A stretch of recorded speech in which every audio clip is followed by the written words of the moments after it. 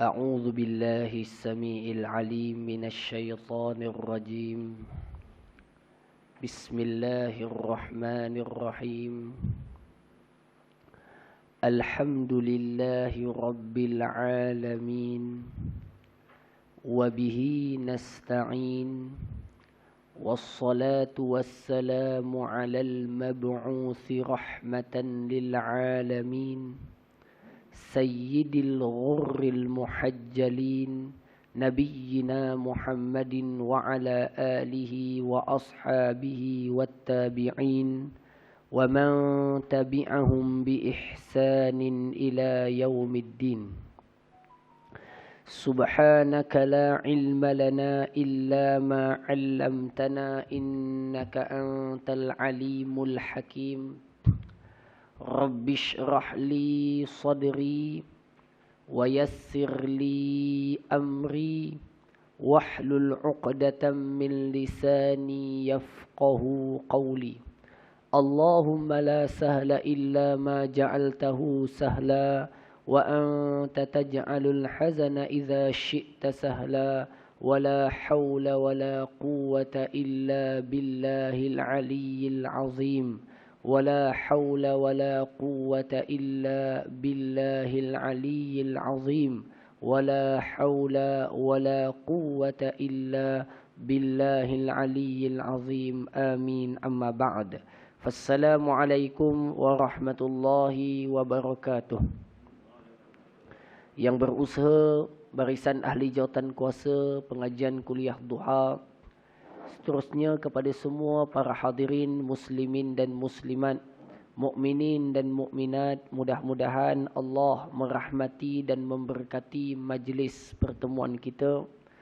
Kesyukuran kita panjatkan kepada Allah Azza wa Jalla. Semoga Allah jadikan majlis pembacaan hadis kita pada pagi ini sebagai suatu majlis yang mendapat pimpinan dan bimbingan daripada Allah, dapat menggembirakan Rasulullah sallallahu alaihi wasallam, dan mudah-mudahan menjadi sebab untuk kita dihitung sebagai orang yang berkhidmat kepada hadis Nabi sallallahu alaihi wasallam. Mudah-mudahan juga dengan ini, dengan pembacaan ini, sama-sama kita semua dapat daripada golongan orang yang mendapat syafaat daripada Rasulullah sallallahu alaihi wa ala alihi wa sahbihi wa baraka wa sallam. Allahumma amin. Hadirin yang dikasihi sekalian, insya-Allah taala kita akan sama-sama menyambung pembacaan kita daripada kitab Riyadhus Shalihin. Bukan tadabbur ya. Riyadhus Shalihin. Okey. Siapa yang dah ada kitab, lelaki 1, 2, 3, 4, 5, ramai yang tak ada lagi ya. Perempuan pun ramai yang dah hafal hadis ya nampaknya. Jadi penghafaz hadis. Baik, siapa yang nak beli kitab belilah, sebabnya kita akan buat baca macam tu, baca teruslah. Baca terus tanpa kita buat ringkasan. Macam sebenarnya ringkasan. Ni kita baca satu hadis insya-Allah sampai habis. Insya-Allah. Okey. Kita cubalah macam tu. Kalau berubahlah insya-Allah. Baik. Jadi insya-Allah taala kita akan sambung pembacaan hadis kita daripada hadis bab yakin dan tawakal. Ingat tak kelas yang lepas?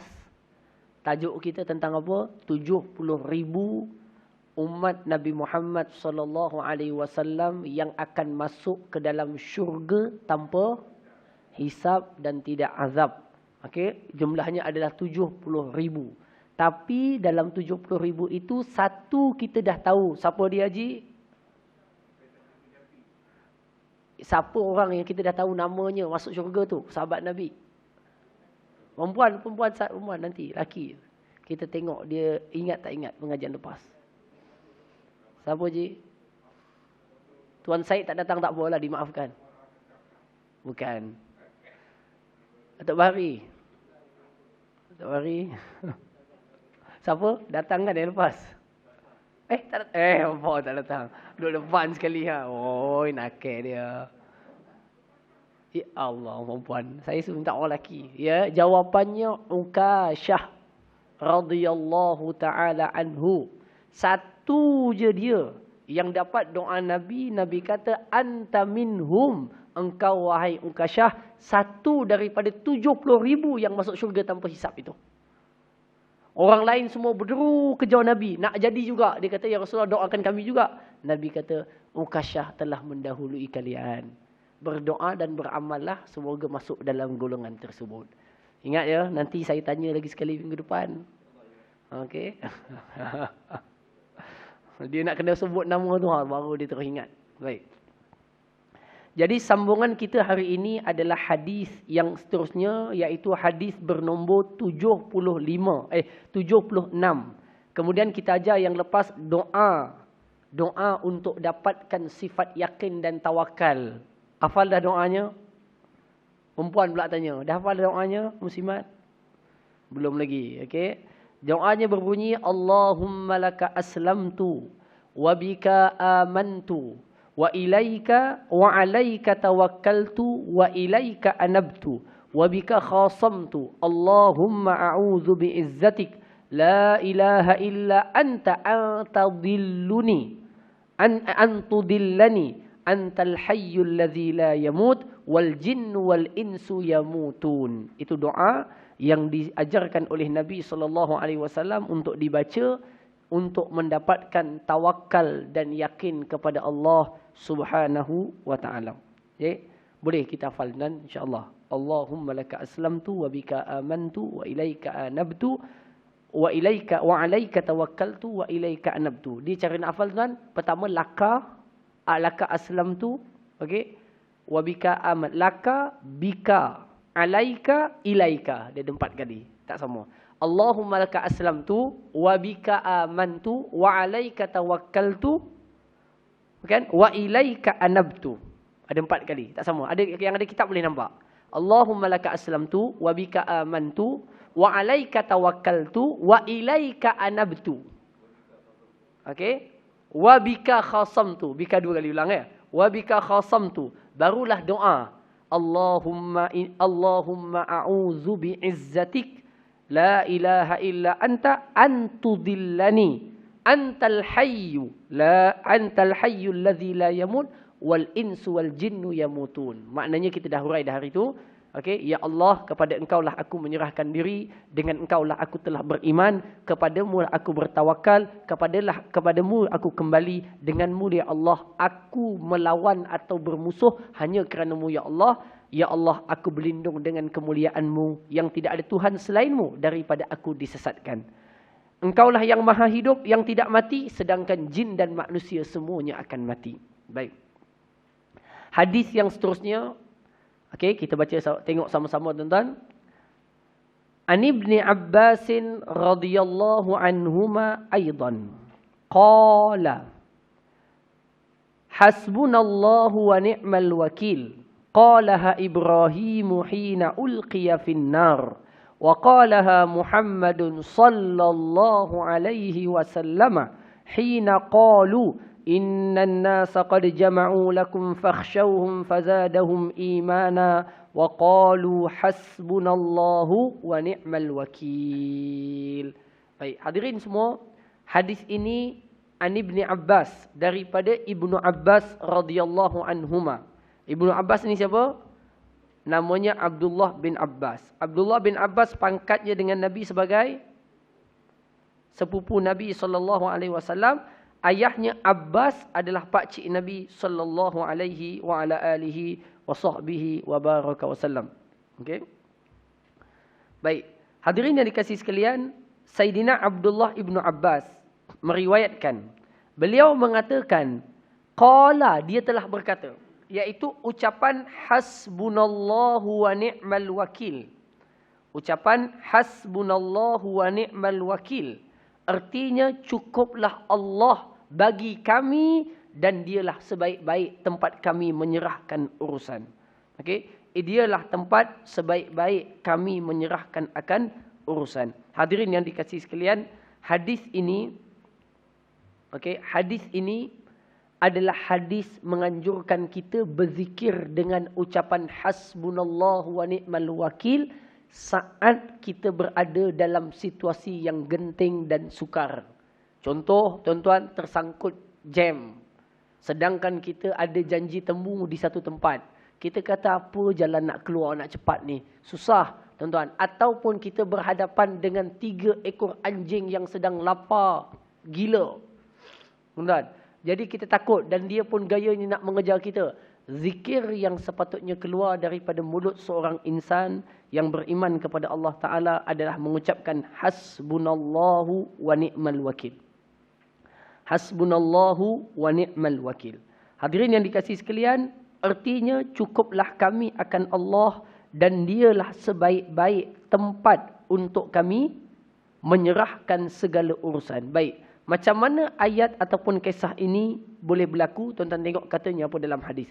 Qalaha Ibrahimu alaihi salatu wassalam hina ulqiya finnar. Zikir hasbunallah ini adalah zikir yang telah dibaca oleh Nabi Allah Ibrahim alaihi salam saat beliau dicampakkan ke dalam api. Masa orang nak campak tu, tuan-tuan, ingat dia dicampak gunakan satu alat macam lestik ataupun manjanik dalam bahasanya dipanggil. Dia tarik, kemudian dilepaskan. Tercampaklah, disebut ulqiya. Dalam bahasa Arab, perkataan ulqiya maknanya cempak. Bukan tolak, cempak. Maknanya apa? Kenapa tak sebut tolak tapi sebut cempak? Haji? Kenapa dia tak cempak? Tak tolak. Dia maknanya dekat, tolak masuk api. Tapi disebut cempak. Kerana api terlalu besar, sehingga orang pun tak mendekat dengan api itu sampai tak boleh tolak. Jadi dia kena cempak. Apinya terlalu besar untuk bakar Nabi Ibrahim ini. Maka dia kena cempak. Maka nak cempak itu dia gunakan lastik. Tarik, lepas. Tercampaklah ia masuk ke dalam api. Tuan-tuan, zikir apa yang Nabi Ibrahim baca saat dilakukan perbuatan itu? Hasbunallahu wa ni'mal wakil. Hasbunallahu wa ni'mal wakil. Hasbunallahu wa ni'mal wakil. Dengan itu apa yang berlaku?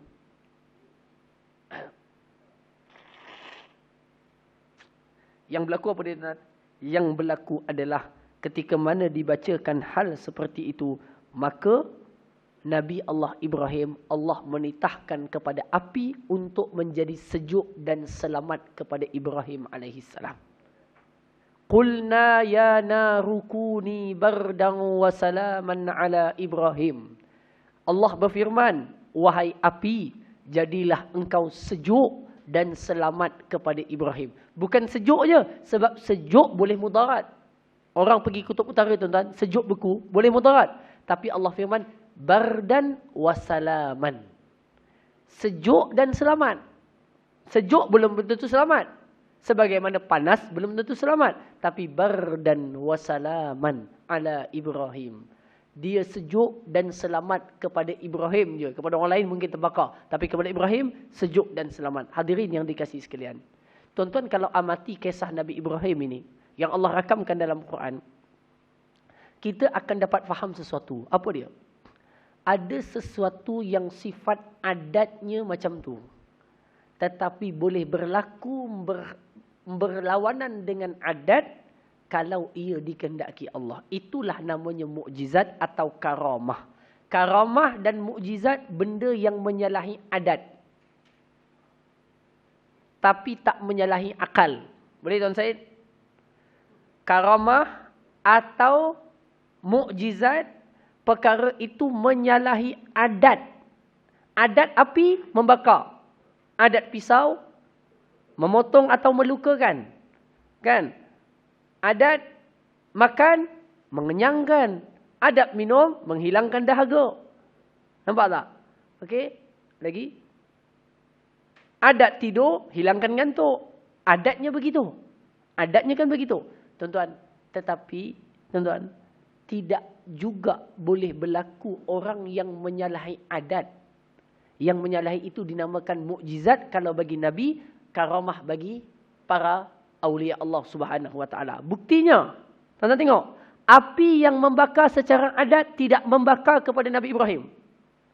Makan yang sepatutnya memberikan kenyang dan kehidupan, kalau tak makan lama-lama boleh mati. Tapi Ashabul Kahfi 300 tahun tak makan. Tidur je. Tidur je tuan-tuan. Tak mati. Kan menyalahi adat.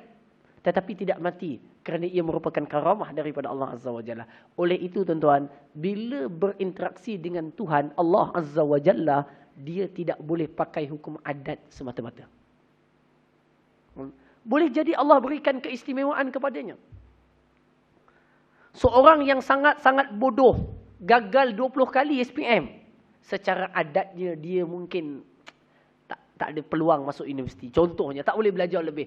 Itu secara adat. Allah boleh jadikan ia berlawanan dengan adat. Betul kan? Boleh. Sebab itu kepada Allah, dia tidak terikat dengan hukum adat semata-mata. Dia juga berikat dengan apa yang akan datang daripada Allah, daripada karamah atau kemuliaan daripada Allah Subhanahu wa taala. Baik. Hadirin yang dikasihi sekalian, itu satu daripadanya. Macam adat, ada kapal bermasalah. Tuan-tuan pernah tengok kisah tokoh besar di Turki, siapa namanya? Fernandez, apa? Ingat tak? Kenal tak? Dia antara yang bawa pembaharuan di Turki pada waktu itu. Hasan Fernandez, Johan Fernandez. Betul lah nama dia tuan-tuan.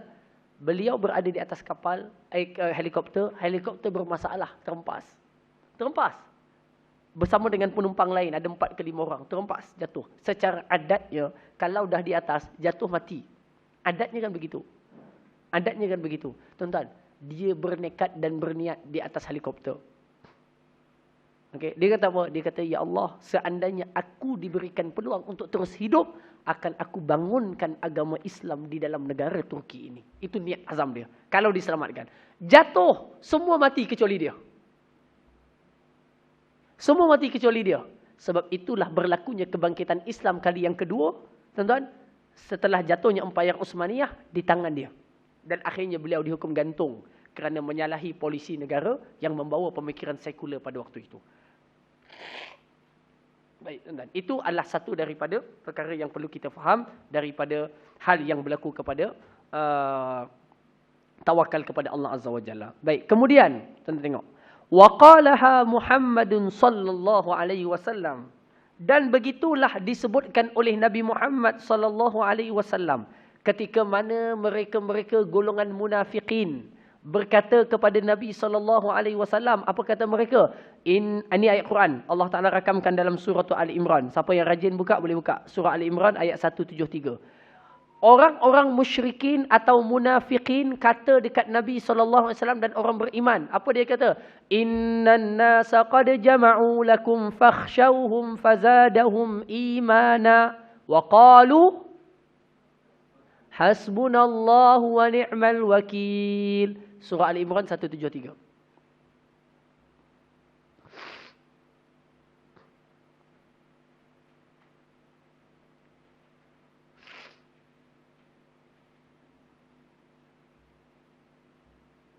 Jumpa?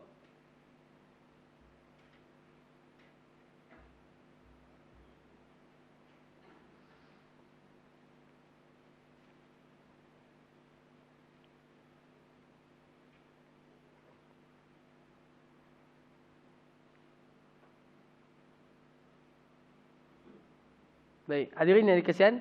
Jadi ini zikir Nabi Muhammad sallallahu alaihi wasallam dan orang beriman saat ketika ditakutkan. Siapa ada terjemahan? Cuba baca terjemahan dia.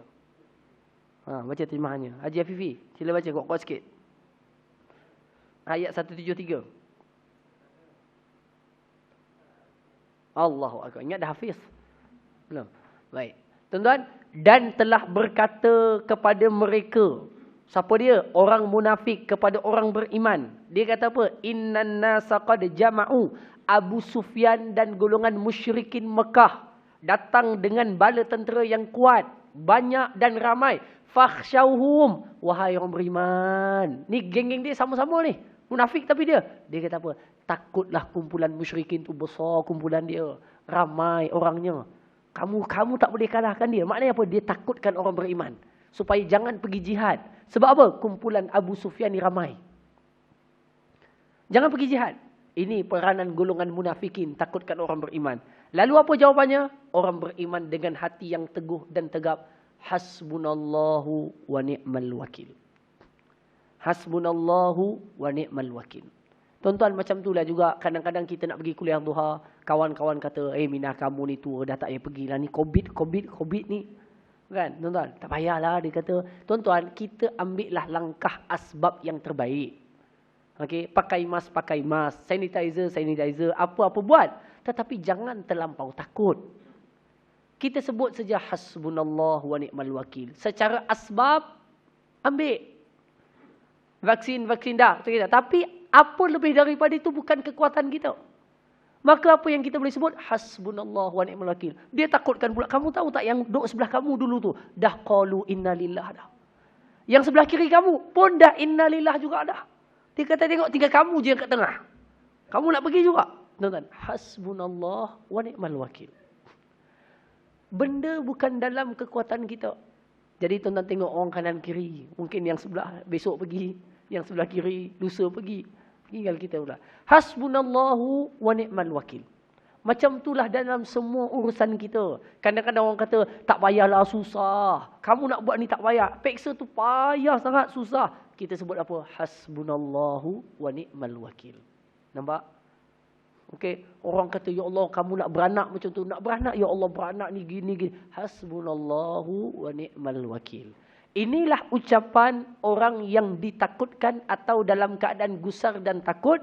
Zikir mereka hanyalah, cukuplah kami akan Allah dan dia sebaik-baik tempat kami menyerahkan segala urusan. Nampak? Kadang-kadang kita anak nak kahwin dah ni. Duit rasa macam tak cukup. Pula musim Covid, ya Allah macam mana ni kan. Tak lama lagi dah bulan 12 nak kahwin ni. Contoh je tuan-tuan. Jadi susah hati kita. Hasbunallah wa ni'mal wakil. Ambillah segala asbab. Asbab ambil. Tuan-tuan. Tapi kita nampak macam gayanya susah juga ni. Hasbunallah wa ni'mal wakil. Baik tuan-tuan. Apa fadilat sebut hasbunallah wa ni'mal wakil ketika susah? Okey. Siapa yang jumpa ayatnya? Siapa yang buka ayat Quran? Terjemahan. Siapa buka? Yang laki. Tok Bahri buka. Jumpa tak ayat Qurannya? 173. Ada terjemahan? Terjemahan pula tak ada. Oh, pandai dia tuan-tuan. Je dia. Jumpa ayatnya? Okey. Cuba baca terjemahannya. Ayat 174. Ini fadilat dia. 174. 173. Baca hasbunallah wa ni'mal wakil. 174.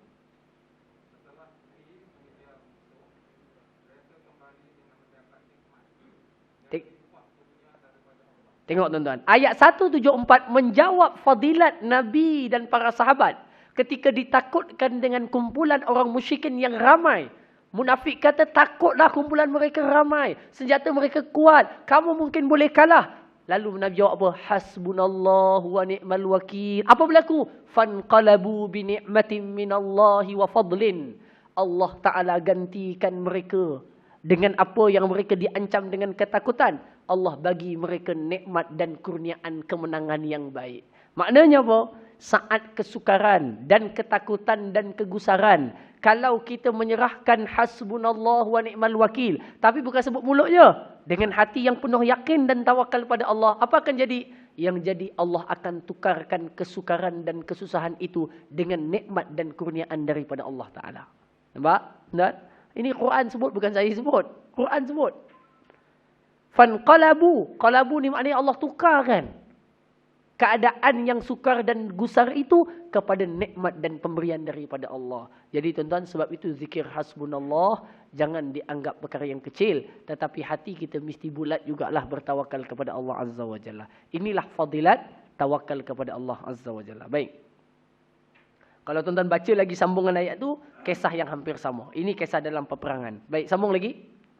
Hadis je. Wa qalu hasbunallahu wa ni'mal wakil. Baik. Hadis yang ke-77 daripada kitab Riyadh As-Salihin. Siapa ada kitab buka hadis ke-77? Jumpa tak? Jumpa kan? Okey. Jumpa tak hadisnya? Hadis ke-77. Baik. Ar-Rabi', hadis keempat daripada tajuk yakin dan tawakal. Buka hadis keempat daripada tajuk yakin dan tawakal. An Abi Hurairah radhiyallahu anhu anin Nabi sallallahu alaihi wasallam qala, daripada Abu Hurairah radhiyallahu anhu, daripada Nabi sallallahu alaihi wasallam baginda bersabda, apa kata Nabi? Yadkhulul jannata aqwamun afidatuhum mislu afidatit tayr. Pendek je hadisnya, boleh hafal dah. Okey. Yadkhulul jannata aqwamun afidatuhum mithlu afidatit tayr. Apa maknanya? Masuk ke dalam syurga beberapa golongan. Ada berapa golongan yang banyak, beberapa golongan masuk dalam syurga.